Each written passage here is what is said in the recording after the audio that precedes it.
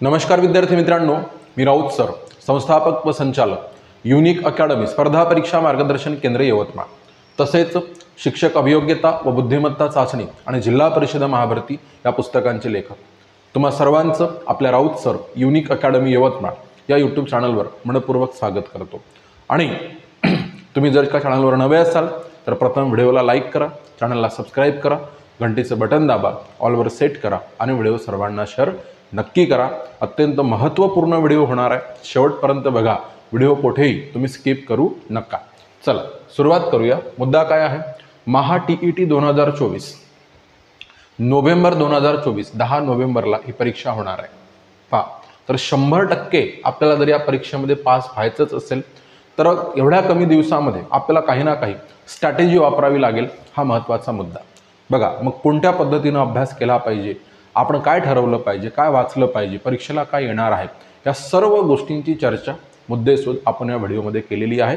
Video कुठेही skip करू नका, व्हिडिओ शेवटपर्यंत बघा. चला, सोबतच परत एक गोष्ट सांगू इच्छितो की महा TET 2024साठी आपण एक स्पेशल बॅच सुरू केलेली आहे. सर्व विषय नियमित लाईव्ह आणि रेकॉर्ड बॅच आहे आणि सर्व एकूण तुम्हाला 30 पेपर टेस्ट सिरीज म्हणून मिळेल. बघा, 30 पेपरची स्पष्टीकरणे टेस्ट सिरीज म्हणून मिळेल आणि हे सर्व 899 रुपयात. सोबतच सर्व विषयांच्या नोट्स, सर्व पुस्तके, PDFs, ई-बुक्स, त्याच्यानंतर PYQ 2013 पासून 21 पर्यंत झालेले सगळे PYQ आणि पास होण्याची लेखी हमी तुम्हाला या बॅचमध्ये मिळेल. बघा, 9657779495 या नंबरवर फोन करा किंवा या नंबरच्या व्हॉट्सॲपला TET असा मेसेज करा. सोबतच बघा, शिक्षक अभियोग्यता व बुद्धिमत्ता चाचणी 2024 थर्ड टेट 2024 1099 रुपयात फक्त. आणि ती जी आहे TET ह्या बॅचमध्ये इन्क्लूड आहे. जे आता आपण TET बद्दल बोललो ती याच्यामध्ये तुम्हाला TET प्लस TIT मिळेल, हे लक्षात घ्या. आणि आपल्या कोणत्याही बॅचमध्ये संपूर्ण लाईव्ह लेक्चर, सर्व विषयांच्या संपूर्ण नोट्स, ई-बुक्स, पुस्तके, PDFs मोफत मिळेल आणि मोफत टेस्ट सिरीज, मागील सर्व वर्षांचे झालेले सर्व सराव पेपर व्हिडिओ तुम्हाला डाउनलोड करून ऑफलाईन बघता येईल. 365 दिवसांचा कालावधी, परीक्षा त्याच्याही पुढे गेली तर कालावधी तुम्हाला वाढवून मिळेल. आतापर्यंत आपल्या क्लासच्या माध्यमातून 3000 प्लस विद्यार्थ्यांनी स्पर्धा परीक्षेमध्ये, 1500 प्लस विद्यार्थ्यांनी भरतीमध्ये आणि 1000 प्लस विद्यार्थ्यांनी म्हणजे 2022च्या शिक्षक भरतीमध्ये यश मिळवलेलं आहे. तुम्हाला यशाचे भागीदार व्हायचं असेल, लगेच व्हिडिओच्या डिस्क्रिप्शन बॉक्समध्ये जा, ॲपवर म्हणजे ॲपच्या लिंकवर टच करा, ॲप डाउनलोड करा, बॅच परचेस करा आणि तात्काळ यशाचे भागीदार व्हा. चला पुढे जाऊया आणि पुढचा मुद्दा बघणं आपण या ठिकाणी सुरू करूया. आता काय महत्त्वाचा मुद्दा होता सर, त्याच्यावर आपण या ठिकाणी डिस्कशन करूया. एकदम सोपं साधं आपण काय काय करायला पाहिजे ते लक्षात घ्या. तर अभ्यास करत असताना सगळ्यात महत्त्वाचं काय असायला पाहिजे? वेळेचं नियोजन. बघा, वेळेचं नियोजन करा. बघा, कोणत्या विषयाला किती वेळ द्यायचा हे कसं ठरवायचं? तर कोणत्या विषयाला किती वेळ द्यावा सर? बघा, कोणत्या विषयाला किती वेळ द्यावा तर त्याच्यानुसार ठरते की प्रत्येकच विषय सारख्याच पद्धतीने येतो असं नाही आहे, लक्षात घ्या. तर जो विषय तुम्हाला येतो, कल्पना करा की जो विषय तुम्हाला काय म्हणून सांगा येतो, तर त्या विषयामधले जे येत नाही तेवढा पॉईंट कव्हर करायचा आणि जे येतात, काही काही विद्यार्थ्यांना एखादा विषय जमतो, मग एखादा विषय जमतो म्हणून ते काय करतात, त्याच विषयाच्या मागे लागून बसतात. ही गोष्ट झाली विषयाला वेळ देण्याच्या संदर्भात. पण दुसरी गोष्ट अशी की आपण म्हणजे अशी TET आलेली आहे आणि पूर्वीपासून जर आपण प्रवाहात असू तर नो प्रॉब्लेम.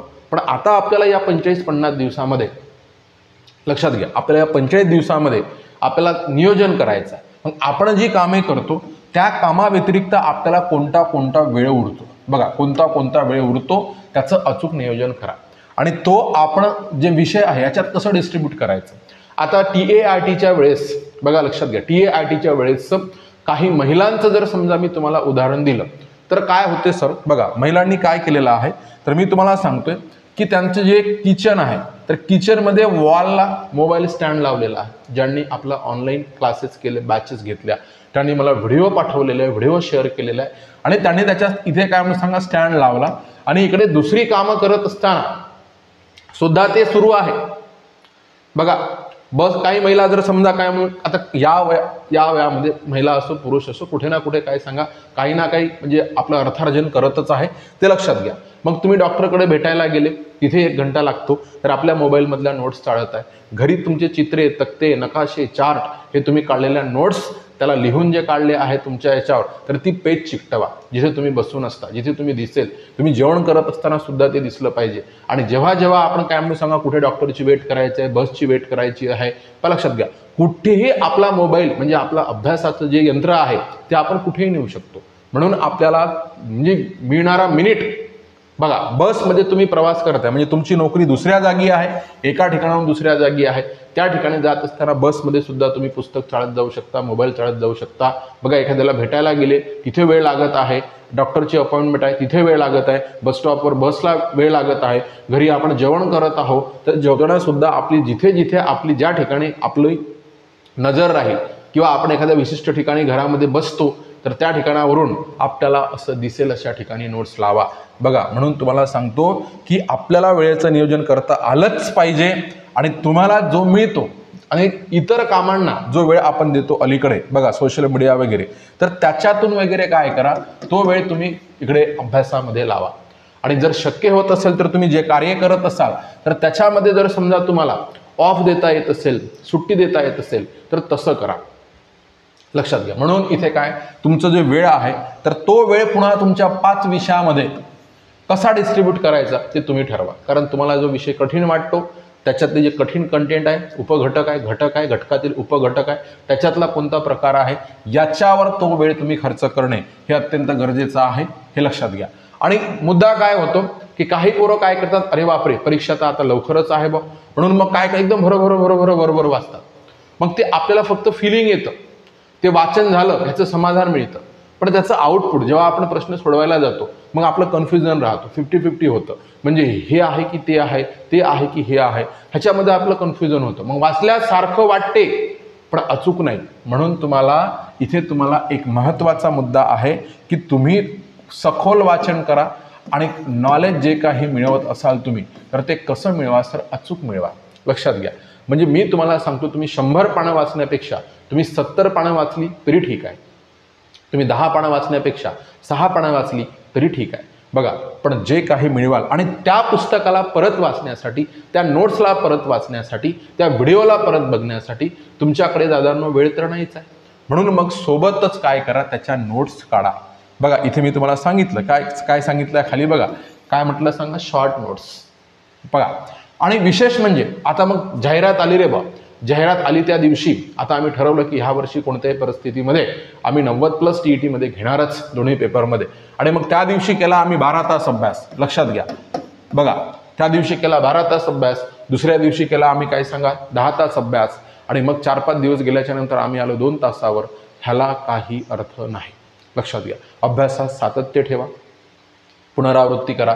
बघा, वेळेचं अचूक नियोजन झालं की तुम्ही जो कोणताही विषय वाचत असेल, त्याचा अभ्यास करत असेल, त्या विषयाचं तुम्ही सखोल ज्ञान मिळवा. बघा, म्हणजे आपण काय म्हणू, 1 रिव्हिजन झाली, 2री रिव्हिजन झाली, 3री रिव्हिजन झाली, आपल्याला काही वर्षानुवर्षाचा कालखंड दिलेला नाही आहे. आजपासून जर समजा आपण काउंट जर करतो म्हटलं तर हे लक्षात घ्या, 44 दिवस वगैरे तुमच्याकडे परीक्षेसाठी आहे. तर ह्या दिवसामध्ये लक्षात घ्या, ह्या दिवसामध्ये तुम्हाला सांगतो आपल्याला अचूक नियोजन करायचं आहे, विषयाचं सखोल ज्ञान मिळवायचं आहे, विषय एकदाच वाचायचा आहे, त्याच्यातले की पॉईंट काढायचे आहे. बघा, म्हणजे वाचन करत असताना, विषयाचे सखोल ज्ञान मिळवत असताना त्याच्या शॉर्ट नोट्स अनिवार्य आहे. कारण परीक्षेच्या अगोदरल्या दिवशी 5ही विषयांच्या म्हणजे 10-15 पेज जर असेल तर त्या 5ही विषयांच्या शॉर्ट नोट्सची तुम्हाला रिव्हिजन झालीच पाहिजे. ह्याच्यासाठी तुम्हाला शॉर्ट नोट्स अत्यंत महत्त्वाच्या आहे. आणि इथं गोष्ट सांगितली की सातत्य सगळ्यात महत्त्वाचा विषय आहे. म्हणजे जाहिरात आली की आपल्याला एकदम हुरूप येतो, भयंकर काय म्हणून सांगा 12 तास 14 तास, पण त्याच्यातला जो कन्सिस्टन्सी असते मग कुठेतरी मध्येच पठारावस्था येते आणि ते आपलं डाऊन होते. तर तसं होऊ नये. बघा, म्हणून काय म्हणून सांगा, तुम्ही सातत्यानं वेळेचा प्लॅन करा, वेळ कोणा विषयाला कसा द्यायचा ह्याच्यासाठी मी स्पेशल सांगेल तुम्हाला. सातत्य ठेवा. अवघड घटकांची पुनरावृत्ती करा. काही लोकांना एखादा विषय सोपा वाटतो म्हणून तोच तो विषय घेऊन बसतात. तसं करायचं नाही, तसं अजिबात करायचं नाही. जे कठीण घटक आहे किंवा जो येत नाही, म्हणजे एक लक्षात घ्या, परीक्षेमध्ये तुम्ही जर नोकरीवर तुम्हाला लागायचं असेल तर त्यासाठी एक सोपं तंत्र आहे. बघा, जे अवघड घटक आहेत, जे येतात आणि एक गोष्ट लक्षात ठेवा, पुन्हा कशी आहे माहिती आहे का, जे आपल्याला येतं ना ते सर्वांनाच येतं, जे आपल्याला येतं ते सर्वांना येतं, म्हणजे सर्वांना म्हणजे प्रत्येकाला येतं, प्रत्येक विद्या जनरली, म्हणजे एक ॲव्हरेज असतो ते सर्वांना येतं. म्हणजे बघा, टॉपर कमी असतात, 90 वाले कमी असतात, 87 वाले कमी असतात, 50-60 वाले सरसकट असतात.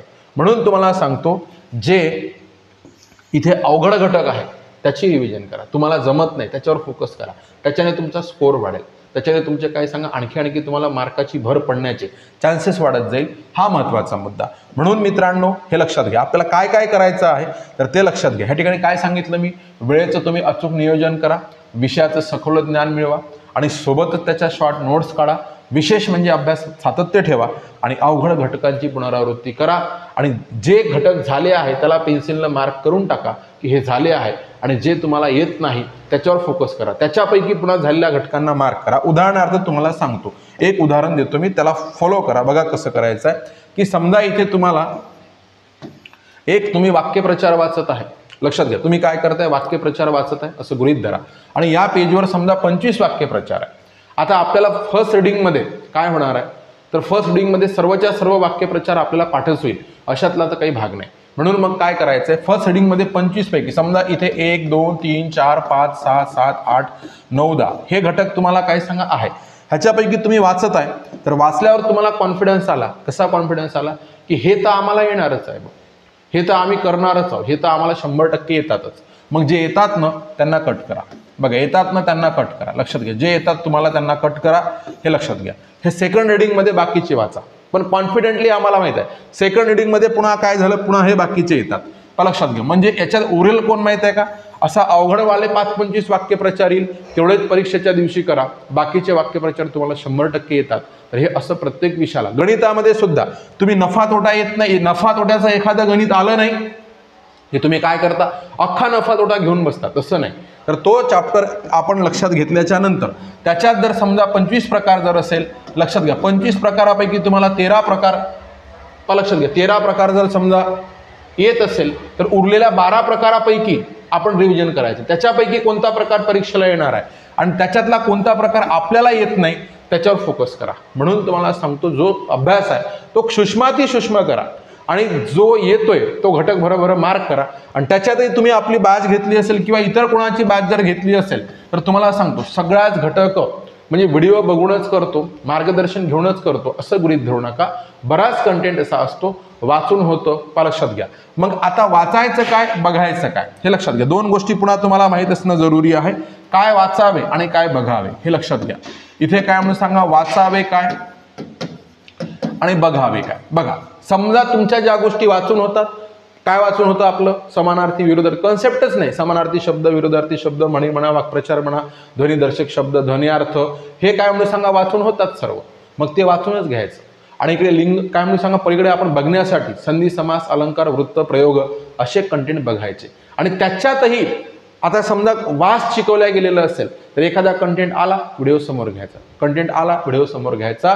तर हे तुम्हाला हे स्ट्रॅटेजी जर जमली तर नक्कीच तुम्हाला काय म्हणून सांगा, पास होण्यापासून कोणीही रोखू शकत नाही. बघा, मग इथे आपला काय सांगा, वेळेचं अचूक नियोजन करणं अत्यंत गरजेचं आहे, विषयाचं सखोल ज्ञान असणं जरुरी आहे. आणि ते आपण सातत्य अभ्यासात ठेवा, 45 दिवसही रोज किमान 2 मार्क आपले गेन झालेच पाहिजे. आणि वाचन करताना शॉर्ट नोट्स नक्की काढायचे आपल्याला आणि अवघड घटकांची पुनरावृत्ती करा. जे घटक झाले त्याला मागे टाकत चला, जे तुम्हाला येत नाहीये त्याच्यावर फोकस करत चला. आणि अशाने तुमचा काय होत जाणार आहे सांगा, स्कोअर वाढत जाणार आहे. ठीक आहे, तुम्हाला परीक्षेसाठी सर्वांना शुभेच्छा, अभ्यासासाठी खास शुभेच्छा. रेग्युलर अभ्यास ठेवा, सातत्य ठेवा, नक्कीच तुम्ही सर्वजण पास होणार आहे. व्हिडिओ आवडला असेल व्हिडिओला लाईक करा, चॅनलला सबस्क्राईब करा. बघा, आणि महत्त्वाची गोष्ट म्हणजे बघा, तुम्हाला हे सांगितलेलं आहे मी काय की आपल्याकडे बॅच सुरू आहे, लक्षात घ्या. महा TET 2024साठी सर्व विषय रेग्युलर लाईव्ह आणि recorded plus test series, 30 test series मिळेल. याच्यामध्ये एकूण 899 रुपयात बॅच आहे. नोट्स, EYQ, PDF, ई-बुक्स हे सगळं तुम्हाला त्याच्यामध्ये मिळेल. आणि पास होण्याची लेखी हमीसुद्धा मिळेल. ज्या स्ट्रॅटेजीनुसार आम्ही सांगेल, जे कंटेंट सांगेल त्याच्यानुसार गेलात तर पास होणारच आहे. हा नंबर आहे 9657779495. या नंबरवर TET TIT असं व्हॉट्सॲप करा किंवा फोन करा. 1099 रुपयात TET प्लस TIT, शिक्षक अभियोग्यता, बुद्धिमत्ता चाचणी आणि शिक्षक पात्रता परीक्षा जे आधी बोललो तर हे 1099 रुपयात तुम्हाला मिळेल. या दोन्ही बॅचमध्ये सर्व विषयांचे लाईव्ह लेक्चर, सर्व विषयांचे संपूर्ण notes, ebooks, PDF, test series सोबत मोफत टेस्ट सिरीज मिळेल. मागील सर्व वर्षींचे झालेले सर्व सराव पेपर मिळेल. व्हिडिओ डाउनलोड करून तुम्हाला ऑफलाईन बघता येईल. 365 दिवसांचा तुम्हाला कालावधी मिळेल. परीक्षा पुढे गेली कालावधी वाढवून मिळेल. आणि विशेष गोष्ट म्हणजे बघा, तर व्हिडिओ तुम्हाला किती वेळा बघता येईल. आणि पुन्हा एक महत्त्वाची गोष्ट, आतापर्यंत आपल्या क्लासमध्ये जवळपास 3000+ विद्यार्थ्यांनी स्पर्धा परीक्षेमध्ये, 1500+ विद्यार्थ्यांनी पोलीस भरतीमध्ये आणि गेल्या शिक्षक भरतीमध्ये आतापर्यंत जेवढे आकडे हाती आले त्यानुसार 1024+ विद्यार्थी लागलेले आहेत. तुफान रिझल्ट आहे मित्रांनो. तुम्हाला यशाची भागीदार व्हायचं असेल, लगेच डिस्क्रिप्शन बॉक्समध्ये जा, ॲप डाउनलोड करा आणि बॅच परचेस करा. व्हिडिओ आवडला असेल लाईक करा, शेअर करा, सबस्क्राईब करा. Thank you so much.